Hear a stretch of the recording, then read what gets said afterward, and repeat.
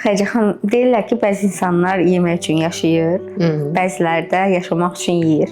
Bəs siz hansındansınız? Görünmür.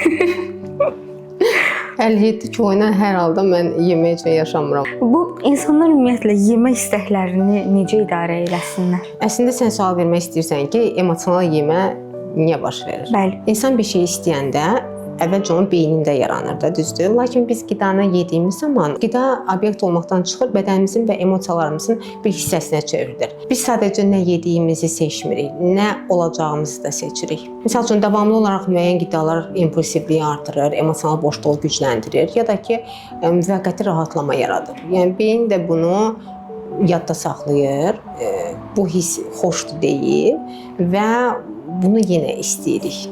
Beləliklə insan təkcə qidanı yemir, o qidanın yaratdığı həmin o hissə çevrilir. Yəni biz yediyimizi sadəcə həzm eləmirik də, biz onu emosional sistemimizə əlavə edirik. Ona görə də məsələ pəhriz deyil, yəni qadağa deyil.